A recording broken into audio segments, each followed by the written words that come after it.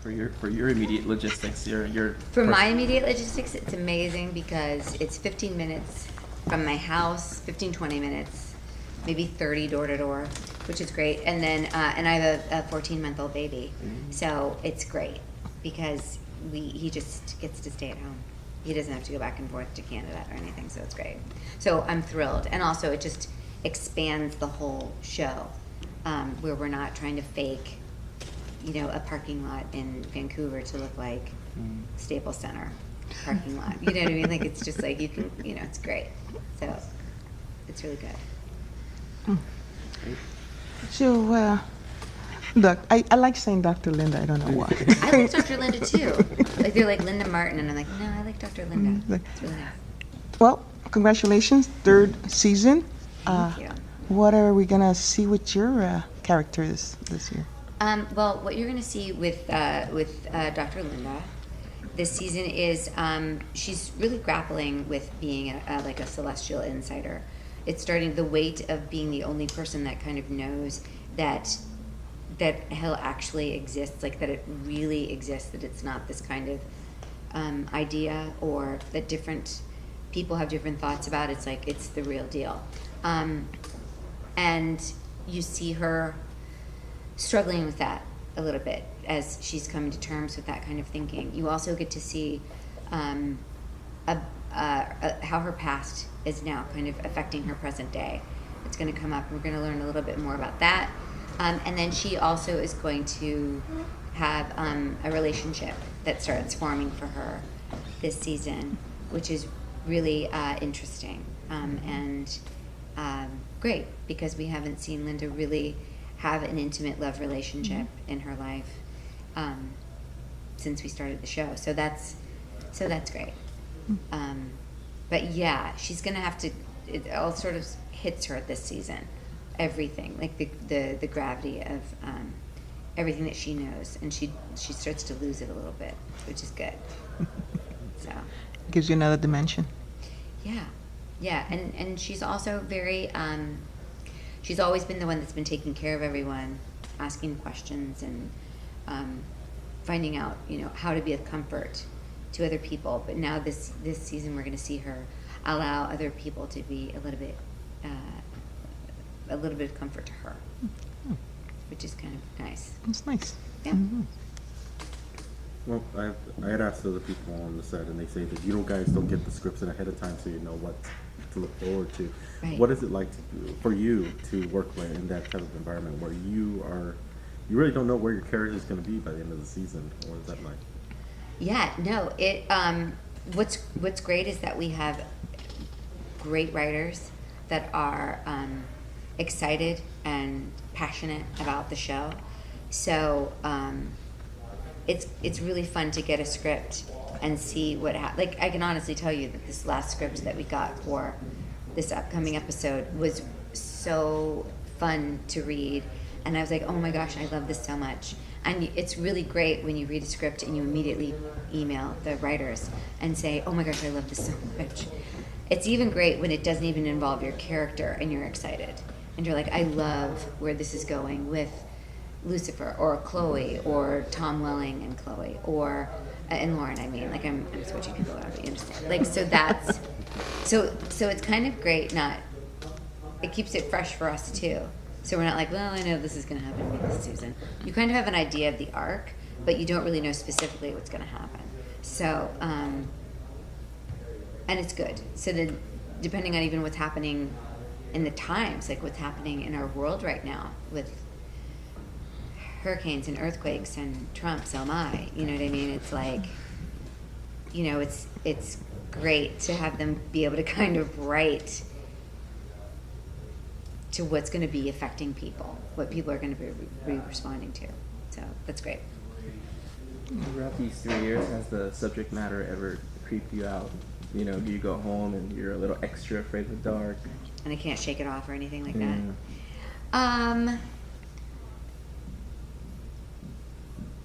What? No, not really. No, but you know what? You know why that is? Because I have my own belief system. I have a very strong belief system, and with my with my God, with my higher power. And so it's very clear to me, and I wish a lot of people understood this, that this show is fiction and that it's not based on the True story. actual book. Right. It's not based on the actual book, and that it's based on a comic book, which you guys, if anybody knows that. But what really creeped me out, well, just whenever I see like the charred bodies and stuff like that, I'm like, ooh, boy, that is rough. Like that creeps me out. But nothing. No, I think it's because I like Tom Ellis so much as Lucifer, and that character is not real, in my opinion. Like that's just, it's a fictional character. So I can compartmentalize and do that. I talked way too long about that. I talk way too long about everything, but really, that was a lot. Well, Sorry. kind of along the lines of that, we usually ask actors what part of their personal life they bring into the character, but I'd like to know what this character maybe you've taken into your own personal life. Well, with Linda, I was just saying in another interview that she's very empathetic and not very judgmental. And the only time that she starts to get a little judgmental is when she's scared. And I think I think as human beings, that's what happens. You know, it's when we don't understand something, we get judgmental because it scares us if we don't understand it. So what I love about Linda is that she is she's really trying hard to understand people or entities that are different from her. And so it's her empathy that I really love so much. And I try to make sure that I'm doing that in my own life. And I'm hoping globally people start becoming a little bit more empathetic to people that are different from them. Amen to that. Yeah, that's what I'm hoping. It's hard. It's hard. And I even have empathy for the people that aren't empathetic. That's how empathetic I am. It's very sad. It's very sad. I'm like, well, they didn't know. They were raised this way. Oh. Yeah, I mean, it's 2017, so that can only take you so far. Right? Yeah. Right? Okay. I know. Sorry, stealing from you, Paul. No. What are some of the most memorable moments for you from the show? Some of the most memorable moments for me. Okay, so I loved in season 1 jumping onto Tom, like literally, like he was like, "Oh, hello," and Linda jumps onto him, and we had like a crash pad down, and it was great. Like it was like a stunt, you know. It was like Linda's version of a stunt. Like I got to like dive on top of him. That was fun. First season wise, I loved the relationship with Maze, like that it's a true friendship. And that, again, is another example of being empathetic towards someone and not really understanding them at first, but then trying to get above themselves. So that was great. I loved when Lucifer revealed himself in Monster, his face in Monster. I loved, I mean, there's so many things that don't even involve my character. I mean, I love the relationship between DB and Tom as being brothers, and that at the end of the day, like they really are just sort of like brothers that are mad at their dad. You know, like I love that real stuff that's really relatable. I love the car when they're driving off. Chloe and Lucifer are driving to catch the private plane or whatever. Like, I mean, I love the action stuff. I loved when Michael Imperioli was on. And that really scary, that shit was scary in hell, where it just kept happening over and over again. You kept stabbing him. I was like, that's super creepy. So I loved that. I loved almost dying at the end of season 2.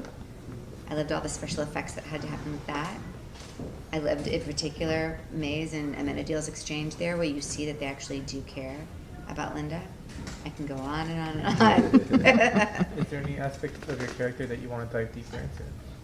I would love to see Linda's house. I'd love to see where she lives. I'd like to see what kind of couch she got, what kind of television she owns, what her bedding looks like. I mean, that's sort of like a surfacey answer, but I really want to know what made Linda become a therapist. So what do you That's think what of I'd like to shag see. rug, love seat? Right. Yeah, you know what? I'm thinking that she is maybe a little mid-century modern. You know, Okay. you know, like she's probably very clean lines. Mm. For some reason, things are very together for her. I don't necessarily see her as being like a cozy. No. Like she doesn't have like tchotchkes and things like that. I think she's very like clean white sheets. Minimalist. Yeah, she's very minimalist. Yeah, because her office is even that way. Yeah. You know, it's not. Her chair is like so antiseptic. I was so happy this season. Like just the other day, we put a pillow on it. I was like, oh, this is great. We're softening it a little bit, but yeah. Like I just want to know more about her. I know you're like, that's what I just asked you. You're like, we want to know more too. I know. Yeah. But I'm excited that we get to go into her romantic life a little bit more. So that's really fun. Yeah, you're welcome. Okay, like we said, this is season 3, but when you first started the show, what really Yeah. drew you to your character? What drew me to my character is I loved that she understood that she could see something in Lucifer that nobody else could see, and that he recognized that. And I thought, oh, that's an interesting dynamic. I liked that she was taking the most irredeemable person, thing, entity, whatever on Earth, and finding that we were going to try to explore even the most irredeemable person having redemption. Because I feel like every person on this earth, no matter what you've done, you can make an amends, and you can right things, and you deserve love. And I think that's an important message that we can't hear enough. And so that was great. So that's what drew me to her. And I really did just love the idea of being a therapist. I've been on the other side of the couch so many years. It's starting in my 20s. So I was like, oh, I know how to play this part. I know how to play this role.